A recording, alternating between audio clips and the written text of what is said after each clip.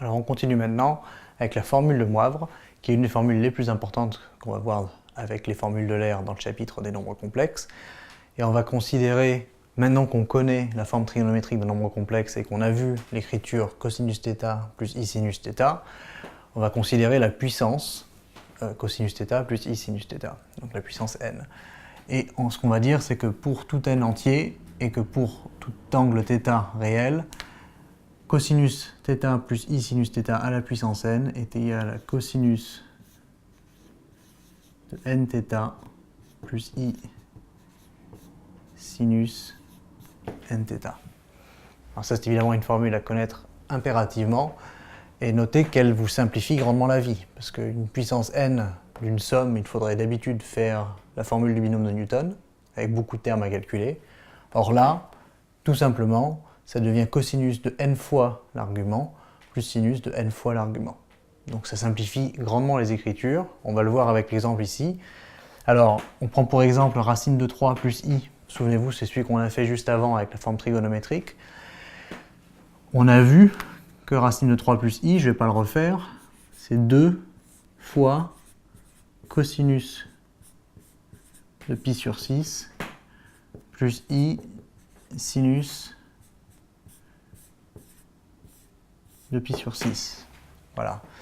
Et on va calculer Z2. Alors Z2, on va le calculer de deux façons pour montrer que c'est équivalent. Et ensuite, on va prendre la technique la plus astucieuse, c'est-à-dire la plus rapide, pour calculer Z6.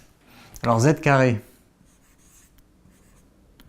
bon, je peux tout simplement partir de la forme cartésienne et l'élever au carré. Voilà, j'ai fait le collège, je connais les identités remarquables, ça va très vite, c'est a plus b au carré, donc c'est a carré, c'est-à-dire 3, plus b carré, c'est-à-dire i carré, plus 2ab, 2 racine de 3i, et avec i carré vaut moins 1, c'est-à-dire qu'on a 2, voilà, 2 moins 1, plus 2 racine de 3 fois i. Donc, a priori, ça va très vite, il n'y a pas de problème. On peut calculer directement de la même façon z carré, mais à ce moment-là, à partir de la forme trigonométrique, c'est-à-dire que c'est 2 cosinus pi sur 6 plus i sinus pi sur 6. Hop, tout ça au carré. Souvenez-vous que AB, le tout au carré, c'est A carré fois B carré. Et donc là, ça va nous donner 2 au carré, ce qui fait 4, multiplié par cosinus pi sur 6 plus i sinus pi sur 6 au carré. Voilà. Et là, je vais appliquer la formule de Moivre, qui va me dire que cosinus de pi sur 6 plus i sinus pi sur 6, le tout au carré, eh bien, ça n'est rien d'autre que 4 cosinus pi sur 3, c'est-à-dire 2 pi sur 6, plus i sinus pi sur 3, c'est-à-dire 2 pi sur 6. Voilà.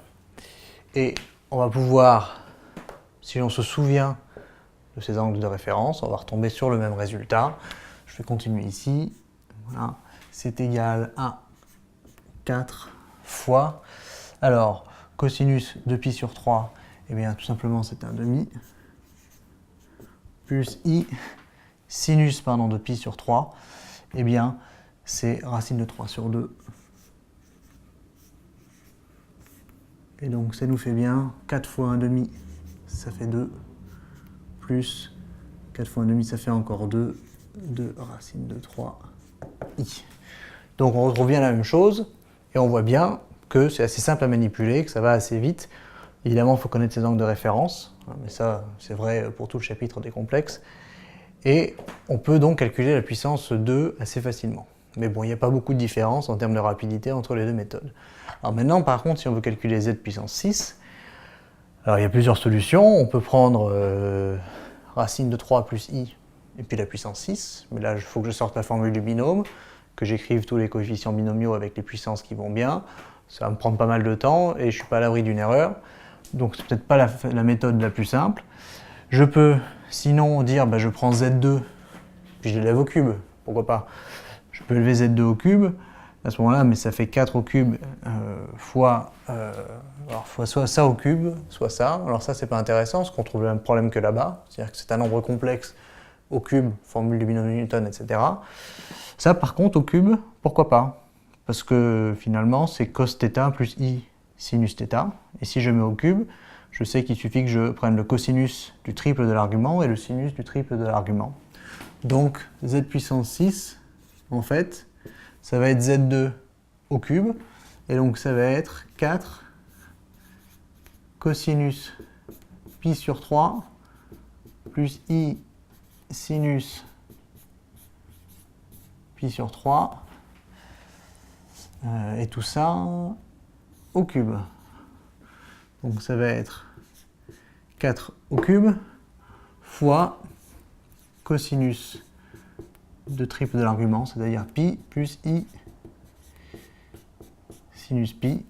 Or, je sais que cosinus pi, ça vaut moins 1. Sinus pi, ça vaut 0. Et donc ça nous fait, alors pardon, c'était 4 au cube quand même, ça nous fait moins 4 au cube. Voilà. Donc c'est très rapide, beaucoup plus rapide que s'il fallait prendre soit la puissance 3 de ce nombre complexe-là, soit la puissance 6 de celui-ci. Dans les deux cas, il faut faire appel à la formule du binôme de Newton, ce qui est assez long. Voilà. Et on se retrouve tout de suite pour passer à la forme exponentielle d'un nombre complexe.